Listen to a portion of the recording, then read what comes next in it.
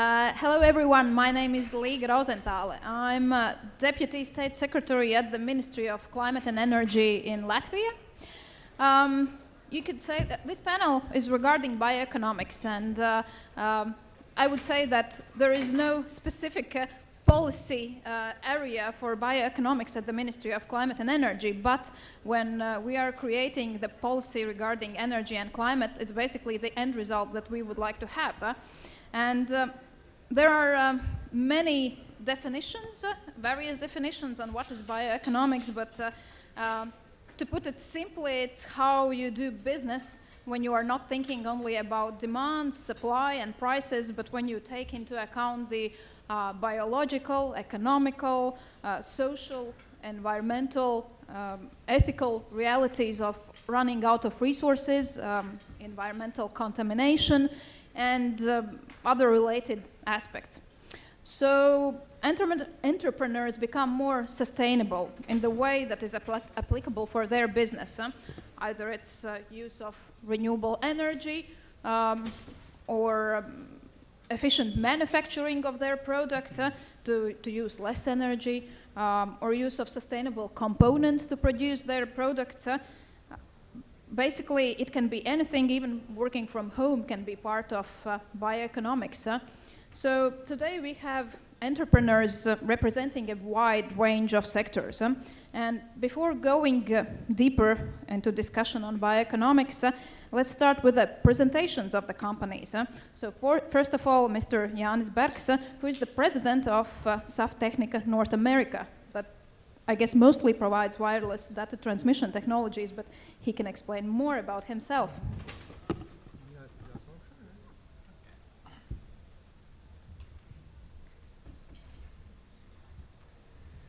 Good afternoon. My name is Jānis Bergs, and I am from Latvia, but the last 8 years I live in Denver, in a mile-high city. And I run US part and sales and marketing for a company that is founded and based in Riga, in Latvia. We have factories there, and we have our engineers. And we are designing and manufacturing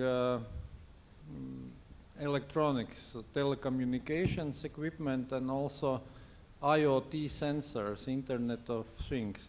And I believe when we are talking about bioeconomy, then these sensors at least form some sort of linkage, because our sensors help you to know if it is safe, for example, to be in a room.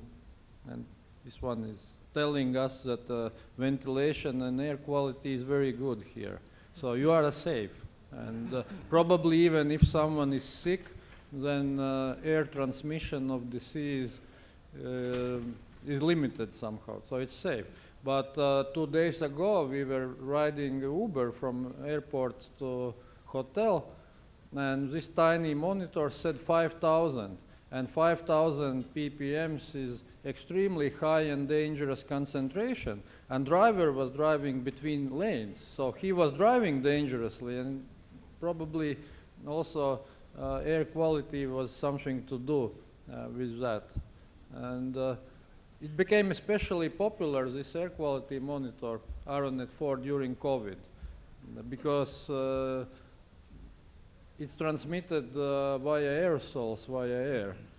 And this is a good proxy. If you have a monitor and you are in non-contaminated rooms, then the risk of getting sick is lower, so to say. What else can I say? Saftechnika, we employ in Riga about 270 people, and here in United States we employ about 20, so it's not very big, understandable size. I moved to Denver in 2015. I had my own business in Latvia, I sold it, and then I was just looking what to do. And Norman's my brother, and everyone I meet here, everyone says Norman's this and Norman's that, so I'm in a way in a shadow of my brother. But he said, I need somebody in US, you know, having some trouble. Maybe, Yanis, it's time for you to try some new things. And I said, okay, for 1 year, I give you a commitment that I will go and 1 year help you out in States, and then probably I'll move back. And now it's 8 years and I'm stuck. So can't get away. And actually I like it here too, to be honest. And yeah, what else? Revenue for Softechnica, 37 million. About 20 million we sell here in States, the biggest market.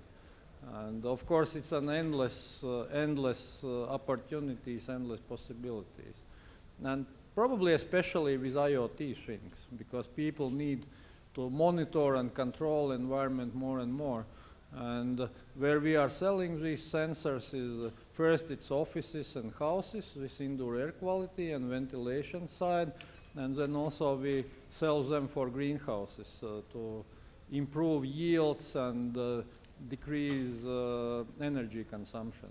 So it's a pretty handy stuff with probably unlimited growth opportunity. We run all our accounting and back offices in Riga.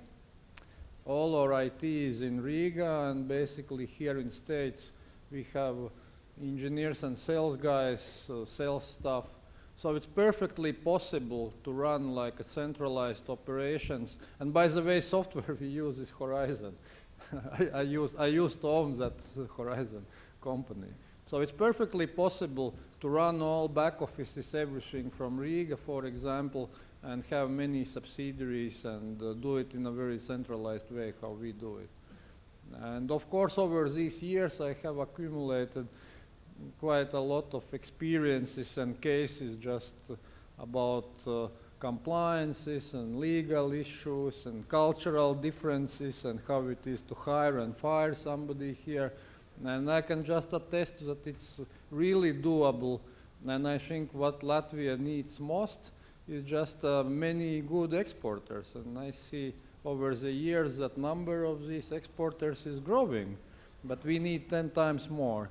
And the whole point of Spotlight Latvia and such an events is, you know, to somehow encourage and promote that economic activity. Because I think if there will be more good businesses, more good entrepreneurs, then life will be way better in Latvia. There will be more, you know, to divide amongst us. So we just need to be very active and work. And the US is a very good market to be in. Very good market. Thank you. Thank you, Yanis. And actually, this smart device measuring air, but also for our energy policy planners, and it's a good way to end the meeting. When the air quality is bad, then just, sorry, we have to end. Your brain can't continue working. All oxygen is gone. Exactly, yeah. So our next speaker is Mr. Paul Seitz, who is the Chief Executive Officer at SCAL, who creates digital products. Great. Thank you very much. I'm delighted to address you here today at the Spotlight Latvia. I have the privilege to introduce you to my company, SCAL, which I founded to be deeply committed to the driving digital transformation with a strong footing in both the United States and Latvia. SCAL is a US corporation with a thriving operational office in Riga, strategically positioned at the intersection of American business acumen and Latvian technical prowess. Our core mission is clear, to pioneer digital solutions that redefine industry benchmarks. We are dedicated to creating immersive digital experiences for our clients. Central to our success is the extraordinary team at SCAL. We firmly believe that the linchpin of any digital solution are great minds. We have assembled a dynamic team of professionals who thrive on collaboration and are dedicated to crafting elegant solutions. This assembly of talent has uncovered the latent potential that resides in Latvia and has been commented on various times throughout today.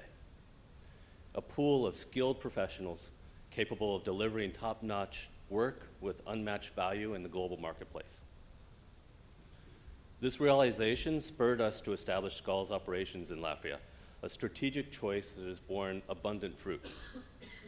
Here we seamlessly meld American business practices with the unwavering work ethic, technical mastery, and ambition of the Latvian professional.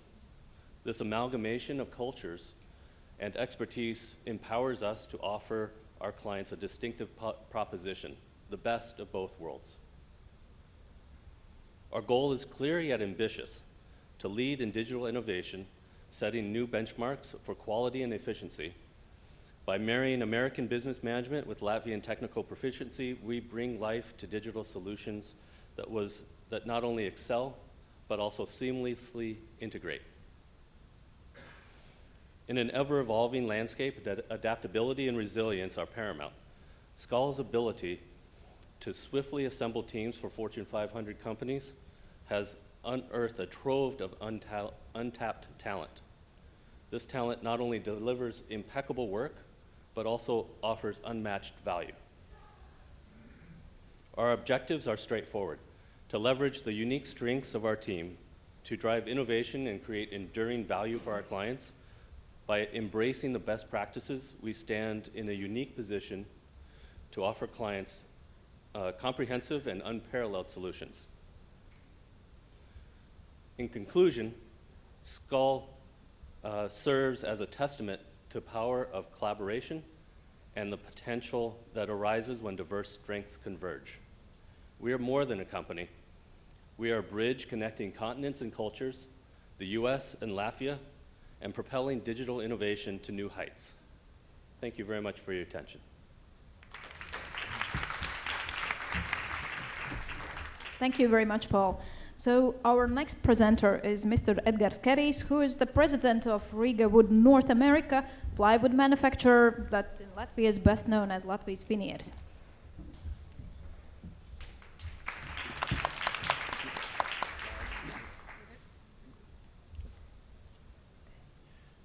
Hello, everyone.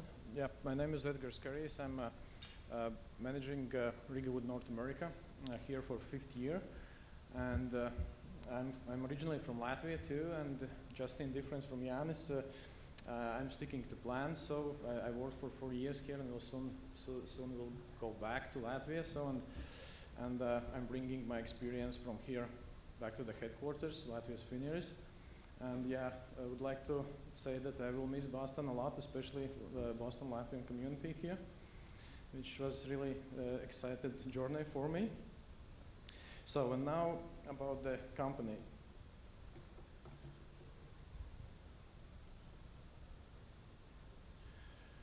Latvijas Finieris group core business is birch plywood manufacturing, and we are one of the leading companies in performance-oriented birch plywood products, but our business is not just birch plywood.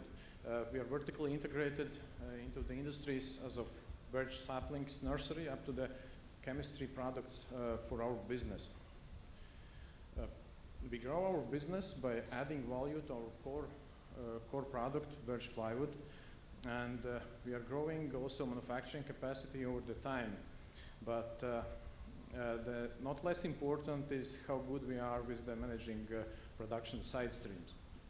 And like big reason for that is that only about 1/3 of the birch log goes into our core product, and 2/3 goes into the side streams. So luckily for our business, we can manage all of that, but the difference is how much value we can add. So traditional wood side stream end-use industries are pulp and the fiberboard manufacturing and burning for energy, but technology development has opened new doors for more advanced and much higher value-added end uses of wood industry side streams. So Latvijas Finieris has 2 big initiatives there. So one is being part of Vibond project, a consortium of companies, and being leading company to work on industrial scale of manufacturing of lignin-based glue to reduce fossil components in a glue. So, and second one is to work on birch bark product development. Traditionally, side streams of birch bark are burned for energy, but this birch bark actually contains a lot of valuable substances like betulinic acid, lupel, and tannin, which has medicine and skincare properties. That project started years ago when Latvia's Finniers invested and in cooperation with Latvian scientists worked how to extract betulin from birch bark, and that ended with the pilot plant built in Riga. And gaining more experience, we actually finalized that there are two core products we are working on and selling now in Europe, which are birch bark extract and grinded birch bark outer layer. So currently, we can manufacture up to 3,000 kilos of birch bark extract, which is quite decent volume for that product, and up to 70 tons of grinded birch bark. So, but from resource availability, that is about 1 to 8% of our production side streams of birch bark, which are currently burned. But the value of that product is hundreds of times more valuable than when it's burned. Our production preparation of birch bark is Europe's GMP compliant, and birch bark extract is eco-certified for use in cosmetics industry. We are fully equipped to be a second tier supplier for pharma industry. So that long-term partnership and sustainability as the part of our business, it is part of our mission, and we care what resources we use, we care what is left behind, we care with what companies we cooperate, and yes, we have some small exhibition desk over there, so we have our business cards there, and I and my two colleagues are here around. If you want to learn more about our business, you please reach us anytime, and yeah, and any leads will be much appreciated too. Thank you. Thank you very much, Edgar. This was very educational. I didn't know those facts about birch bark extract. So our next speaker is Mikko Skins. He's the founding partner for Confluence Cannabis, so provides cannabis products for recreational use. And this is still a very controversial area in Latvia, so this is going to be an interesting part.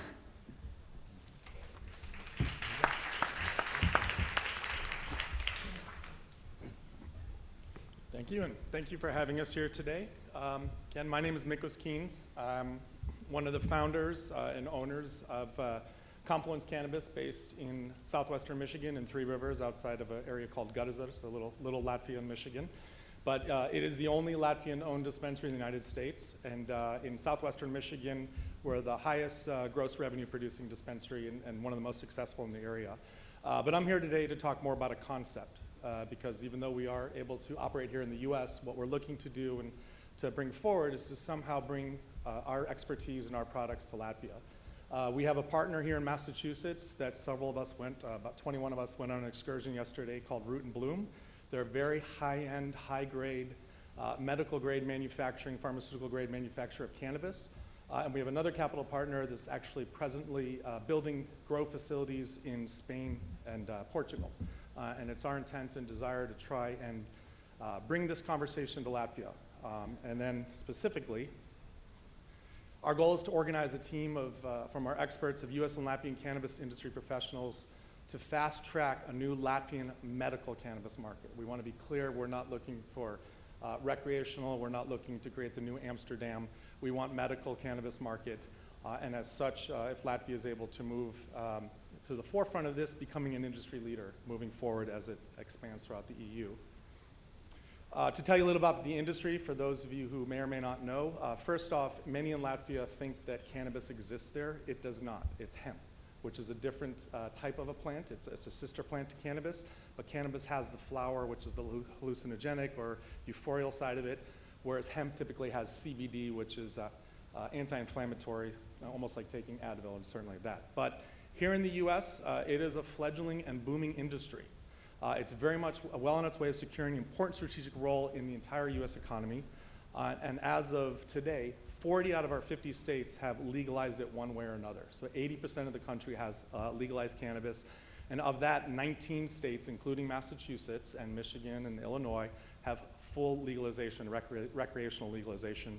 And it's already now a $30 billion industry here in the US. Meanwhile, over in the EU, a couple years behind, where only 5 of the 27 EU member states have legalized cannabis. 14 other member states, or 14 in addition to those 5, have decriminalized the flower. Our neighbors, Estonia to the north, Lithuania to the south, have decriminalized it. Latvia, it's still fully illegal and criminal. So we're a little bit behind our Baltic neighbors, but again, the entire EU is just starting to emerge this industry. Specifically, for those of you who may know, Germany, obviously one of the largest EU states economically, is already pushing through their own legalization bill. It's already passed their lower house and it's going into their upper house. And if Germany passes it, well, I think you can all agree it's a matter of time where the rest of EU follows. The area of the cannabis market we're really focusing on and what we want to bring to Latvia is the medical side of it. Here in the US, we have the equivalent of our Ministry of Health, the Health and Human Services, at the direction of President Biden, just released a report 2 weeks ago that confirms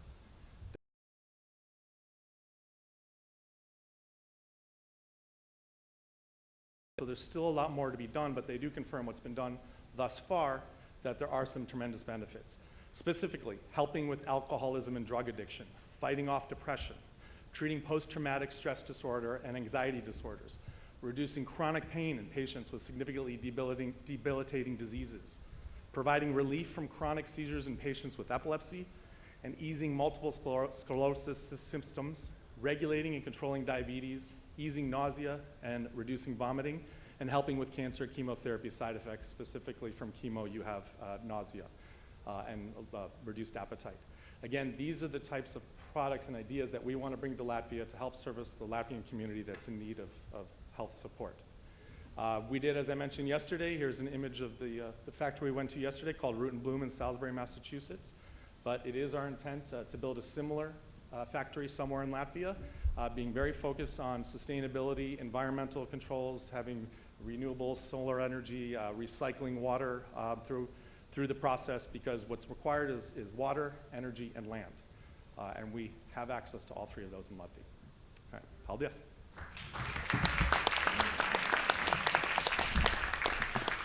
Thank you, Mikos. Yes, I believe the sustainability part here is not the biggest issue, at least in Latvia, but your arguments for medical part were interesting. Unfortunately, the member from the Ministry of Health is in the other panel discussion, but perhaps the discussion should continue on this.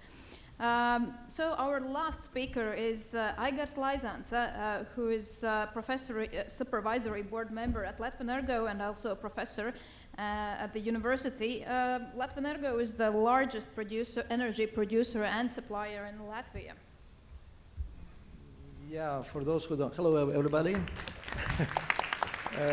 It's nice to speak to such a nice audience. First of all, for those who are not don't know what Latvenergo is, there is an old joke regarding the discussions.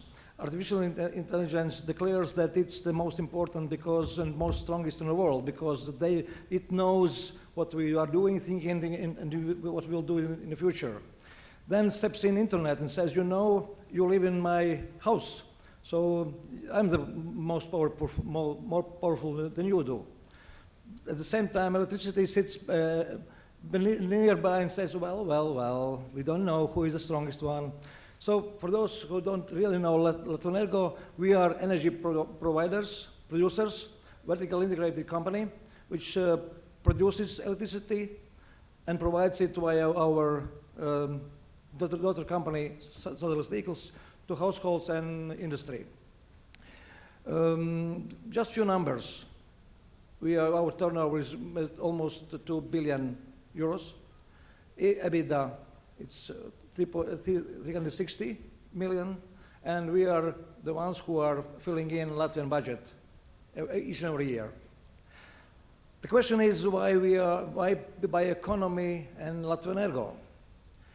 The main idea is we are really living in the greenest country probably in Europe. 50% of our land is covered by forests. And when people from outside are coming to meet us, especially scientists from all globe, they say that the Latvians are really the ones who like the land, forest, and they are fans of this environment. So, and Latvenergo as energy provider, which provides the cleanest, the less polluting energy source like electricity, is thinking about being even more green. So we already have fantastic facilities. We are producing the biggest portion of our electricity via hydropower stations. Cascade on the Daugava River. We are, of course, since Soviet times, when we were under Soviet Union, we had strong ties with Russia via gas pipe. We cut it, and right now we are trying to organize our activities on heating using gas from all over the world, not Russia. But it's not green, it's still fossil fuel. At the same time, there is activity which shows that there is a big interest to have biogas, biomethane, as a part of our gas system, because as an engineers, those who are engineers and energy people, you know that gas is a very fantastic energy source. It's easy to automate and it control and it's good. But the question is, are we having this strange gas from neighbors? Are we making pollutions with CO2? Or we are trying to use biomass residuals, which are quite a lot of in Latvia, because we are using biomass which is growing there, and creating energy and creating products. So this is really the question, should we enter in bigger markets, like solar panels? We are investing right now in big solar panel farms. We are looking forward to have offshore and onshore wind farms, and we are expanding our business. In addition, we as a Latvenergo can provide energy needed for any company which steps in Latvia. Electricity, heat, and we are even researching possibilities to create, to make hydrogen. Either it's blue from water, or it's green from biomass. It's just a question of technologies. But we are the ones who can provide you with energy, with advice, where to do and what to do there. So this is a very important part. For those who are not interested in electricity and energy as that, I would say we are present also in a stock exchange. Just an hour ago, when I went to use elevator, we were two in the elevator, and a colleague asked, "Where are you from?" I said, "I'm from Latvenergo." He said, "Oh yeah, I bought your bonds." So those who are just looking forward to invest in a good portfolio, you're welcome to come. Because we are really looking forward to have much bigger investments in green technologies, in the development of energy production systems, and also energy storage systems. And my colleagues, Ivars and Martin, who are behind, or there, you can ask them questions and discuss things related to this. And the best thing I heard today was the words were said by Ambassador of United States in Latvia. If he is the one who promotes Latvia as a place of investment, I think that you should believe that Latvia is a place to invest and follow us in our development. Thank you.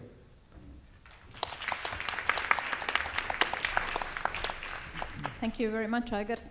And yes, it's worth to mention that actually, because of Latvenergo, Latvia is the third greenest country in the EU based on the renewable electricity that is produced.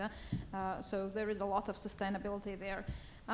Thank you very much, gentlemen, for being very concise. So we have exactly 30 minutes left for the questions.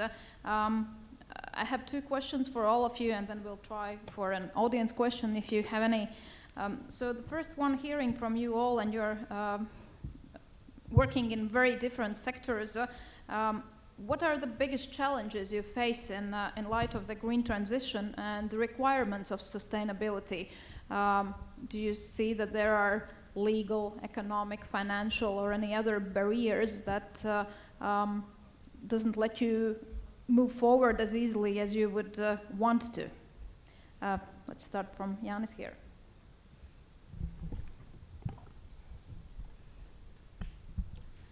I think all producers, and especially like Softechnica producing electronics, it's always a question of recycling and how reusable our product is.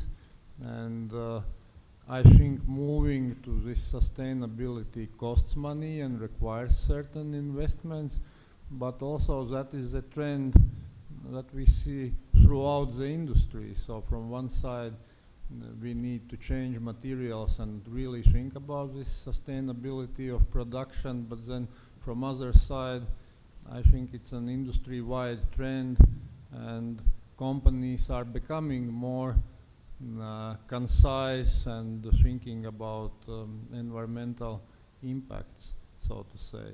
So I think it's happening, but of course it requires money. How we are trying to be also environmentally responsible is we try to produce long-lasting products. We try to produce really products that would serve a long time and not being thrown out after a year. I think that's a good approach. Thank you, Jānis. Paul? Yeah, I think the biggest challenge that we've seen is the changing landscape, a very dynamic landscape of regulations and other guidance, which requires constant vigilance. So we've done a couple of projects for sustainable companies, such as Building Sustainable and a energy company. Both of them asked for a solution which added in the value of being able to update and change regulations and being able to reference those very specific regulations very easily and quickly. That type of solution and shifting sands underneath the feet requires unconventional thinking and dynamic solutions to adapt swiftly. And I think if we are able to move forward in that basis and solidify those areas, that will enable additional innovation, additional thinking. Once the ground is solid, you can build higher. Thank you, Paul. Yes, that is an issue, I think, all over the EU, perhaps also in the States, that the legal framework is changing a lot, but it happens due to the fact that the previous legal framework does not really achieve the targets that we were hoping to achieve in the EU. So the EU sets higher tasks that we have to do nationally. Of course, that impacts us all. Edgars. Yeah, for our company, as we are working with wood products and we are working with European Union-based resources, so there is no like a major or something big changes for us. We are already now environmentally friendly substitute for many other products. So for if that's related to the Europe's Green Deal question, so then one big completely separate question or topic is about the wood resource availability in between the how much wood can be used for manufacturing and how that should be maintained and so. And we feel so far comfortable about it.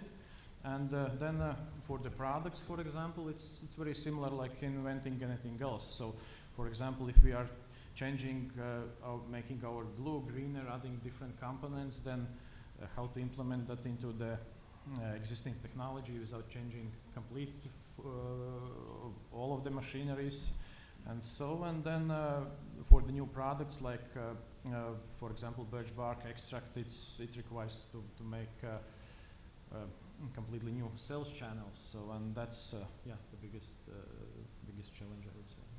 Thank you, Edgars. That's a very good point regarding the wood, considering that from one perspective we are burning wood because it's better than fossil fuels such as gas. On the other hand, we want to produce products with high added value from the same wood. So this is a challenge that all countries face, and most hopefully we make the decision towards the value-added products. Okay, thank you. Mikos. Yes. The good part is that the cannabis industry, at least here in the U.S., historically has been very much supportive of environmental causes and environmental issues. So as the industry here itself has emerged, a lot of focus has been on sustainability, renewability, and so forth. The factory, the grow facility that we're interested in building in Latvia will cost roughly about 30 million euro. To be similar to what we visited yesterday up in Salisbury, Massachusetts. A large part of that expense is the upfront to create sustainability and renewable features to it. As I mentioned, energy is a huge cost because we have to replicate, and sometimes like we're at the equator, so 20 hours of sunlight. There has to be constant water usage, using, for instance, Technica's type of components to monitor the air, the water quality, and so forth. But a lot of what you build in to the grow facility is going to be expensive up front, but the long-term benefits far outweigh that, not just economically, but also from an environmental standpoint. So again, talking about things like solar energy, recapturing and recycling water, and actually using water to cool the plants. A lot of these techniques are currently being used and expanded upon, and again, the nice part about it is the industry really supports that, and likewise, we think it's worth the longer-term investment as we're making a EU GMP certified manufacturing facility that has sustainable components. So. Thank you. Yes, that's interesting that basically a cannabis production facility can be one of the best examples for circular economy. Igors. Yeah, I will mention several things which I are somehow stopping to go to be more greener. First of all, the discussion regarding the price or cost of energy. Everybody looks on energy side like it's promised that energy will be cheap, but you know it costs what it costs, and especially if we are entering the Green Deal activity, this will mean that we will have to invest in new technology which is not as efficient as previously, when we just had to burn coal or oil or gas. So it costs what it costs for the future. We are doing right now our future. So this is first. Second thing is, which is probably a lot of countries in Europe, the not in my backyard position. Meaning that you can do whatever you want. You can put wind turbines, you can put solar panels somewhere else, not nearby, but Latvia is as big as it is. And if you want to have independence, we need to have offshore, onshore wind. We need to have solar panels, and we have to increase probably also biomass usage for energy, for biomass residuals processing using making energy. So this is the way how we should probably educate all universities which are participating here. Know the problem. We have to educate our students, and then let's say educate the society, especially in new products production facilities. Third thing which I want to mention, last year I had possibility to be in a renewable energy conference in Las Vegas. And I listened to the Georgia State Senator John Ossoff's speech, opening speech. He said very fantastic story. He said, do you know where is such a city like Dalton, Georgia? Nobody raised their hands. He said, you know, a lot of people didn't know that such a town exists. It was small Taylor town which just was a part of Georgia. Within 2 years, they built the biggest in the Western Hemisphere photovoltaic cell factory. I would expect to have such solutions in Latvia, and Latvia Energo will be the one who will provide electricity, heat, or whatever it's needed, green, but this is really the way how decisions are being made. Within 2 years from just discussion to the result, which is a fantastic plant which operates 100% and selling PV cells all over the world. This sometimes stop. It's okay with the bureaucracy. We need some level of bureaucracy, but decisions must be made, especially when we are in such a vulnerable world where there is a war in neighboring neighborhood, and the delivery chains are changing. We have to next step. And the last thing, which I really, again, it's a follow-up of yesterday's visit. I was really happy to be in this fantastic production facility. Of course, Latvia has nothing to do with cannabis because it's illegal right now. But as to production facility, which is closed production with recyclable water, electricity, and with very high level value added to the products which are produced. The small piece of land, I would say, fantastic output in a value added. We have to look as Latvians to have such production using our biomass and to produce special things which could grow in Latvia intensively and efficiently with probably low energy consumption. So this is really the example I will take to Latvia from my trip to the United States. Thanks. Thank you for that very energetic point of view. Yeah, and I would conclude that from these answers that basically all of you agree that sustainability and transition to new ways of doing business is costs in short term but benefits in long term, both for the companies and for the society, of course. Coming to the second question, bioeconomics often involves partnerships and collaborations to ensure innovations, use of sustainable components and energy sources. Do you see any partnership potentials that you would like to explore? Let's start from the other end right now. Okay, sure. Yeah, this trip from last week to 2 weeks in the United States was really good for us. In previous sessions, I heard that people are talking about money as the main problem. Believe it or not, it's not a problem. If you have a good idea, it will work. We in Latvia Energo are lacking some competencies. We know how to make energy using hydropower, co-heating plants using burning gas. We don't have any competencies in wind, especially offshore winds. We would like to have partners who knows the issues. Also, we met very fantastic people in your science laboratory.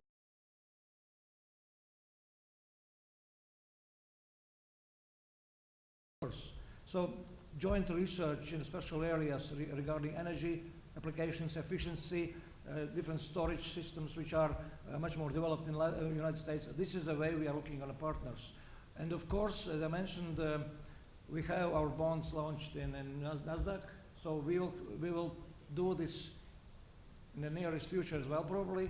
I don't cannot announce anything, but we are thinking about this. So please follow up what's going on, and you will probably invest as a partner in projects which are really green in the future. So partnership in real activities, innovations, and then money will come. Thank you. Thank you, I guess. Mikos. Yeah, absolutely. I mean, again, the facility we're trying to produce, it's a production facility, so we need partners across the board for everything we're doing. And frankly, the last 24 hours here, we've spoken with a lot of incredible potential partners, from Latvia Energo to Wallline Farm to universities doing research, because again, it's something that requires broad partnerships where we're just producing the product and then have to figure out how to deliver to the end user, specifically in the medical space, and even having partnerships for, say, transport, electric vehicles, doing as much as we can to reduce our carbon footprint, and working closely with a broad partner network in Latvia and across the EU to make sure that we're maintaining and achieving the best sustainability practices. Thank you. I'm glad that you have had successful discussions. I hope they will work out. Edgar.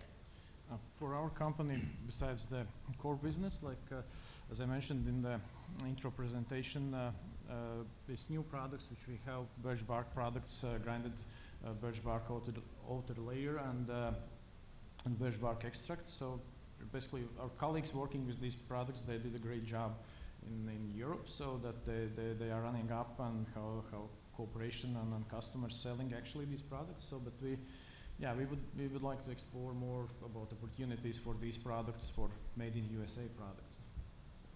Thank you, Edgar. Yeah. Paul. So, partnerships for sustainable companies. My answer is a little bit tongue-in-cheek. I believe digital solution companies would be excellent partners for those types of companies. so that they can focus on their core competencies, their particular skill sets in that sustainable area, such as solar panels or making recycle materials, focus on that manufacturing part, and then bring in a digital solutioning company to assist with setting up and making things even more efficient. And throughout Latvia, throughout the Baltics, there are dozens, probably tens of development houses, all independent, which have done those types of efficient and making optimized processes. They've done it several times for multiple clients. So why reinvent the wheel every time for each individual company? And we've already partnered with a couple of sustainable companies. So we know that Latvian development company community is very much active in supporting sustainable companies directly. Thank you. And finally, Jānis. Yeah, I believe no company can operate in isolation, so partnerships there are always. You just can't exist without them. But for Savtechnika, maybe there are three types of important partnerships. One is we cannot create a product without customer. So for us, very important partnerships are with potential new customers. For example, few years ago we had a project. I think in Latvia there are these competence center or center of competencies that are sort of bringing together scientific community and industry, and we had a project with Rimi Latvia for monitoring of their refrigerators and warehouses. And based on that partnership, and it was partially also funded by EU funds, we created a solution, wireless sensor solution that helps to monitor refrigerators in all supermarkets of Rimi in Latvia, and therefore improve food quality and also save energy and even predict when refrigerator is going to die. So we need more such sort of partnerships. Or for example, if Latvenergo is going to construct wind farms, we would be more than happy to collaborate and hang our sensors everywhere around these wind farms and so on. So these type of collaborations we are looking for, and they are very important. Another side, of course, is science, scientific community. It's very important for us. For example, for indoor air quality, there is a whole direction of healthy building science, and there are scientists that are researching subject, and we are very interested to go to conferences and network with them, and also participate in their research projects. And Savtechnika, by the way, has a special R&D and science program where we are selling our sensors half price, and we give our cloud analysis tool for free. And these are partnerships that are important for us, I believe. Thank you, Jānis. It's excellent that I can see that even inside one panel, I feel an important emphasis on the scientific research from many of you. So I hope the scientists here, as well as other entrepreneurs, listen carefully to the possible partnerships. Currently, we are also open for questions from the audience. Are there any questions that you would like to ask? Yes, here you go. For I guess, does the geology in Latvia offer any potential for geothermal? Well, there is one heating system which is operating already on geothermal. There are three places which we know are good enough with the temperature. This is around Liepāja, and then closer to the Lithuanian border, then nearby Baltic Sea in Ķemeri, and the third is LACC near Jelgava. And in Jelgava there is this is cogeneration station using heat pumps. But the problem is, there are two problems.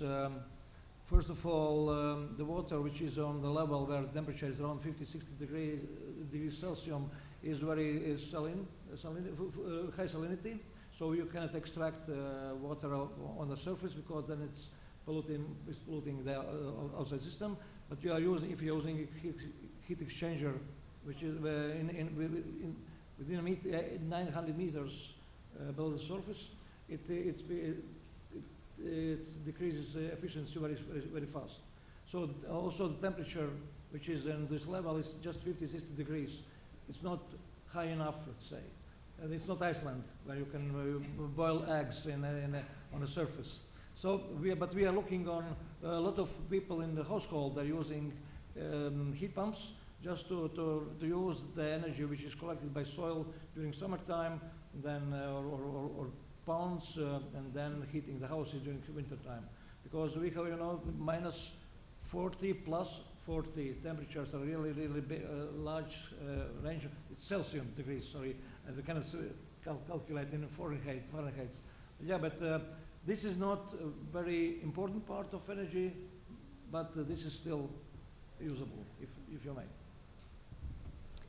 Thank you for the question. Are there any other questions?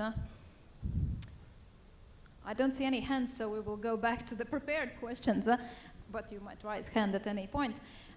So this is kind of a follow-up question to what was just asked about the geothermal energy. What would you say is the unused potential in the bioeconomics that should be tapped in more? Well, that could be in the sector of energy or any other parts. So perhaps let's start from this side again, if you're ready, Jānis.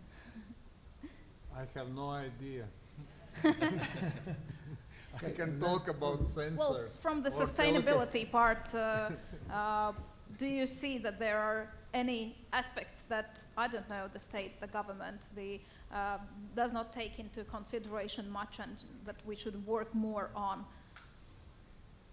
You need to install more sensors everywhere. Okay. Sensors. Point taken. It's an answer. Okay, I'll write it down. Thank you. Okay, Paul. Yeah, I'll probably follow up with this idea which was raised up regarding geothermal. As I mentioned, Latvia is covered 50% by forests. When we had our first free state,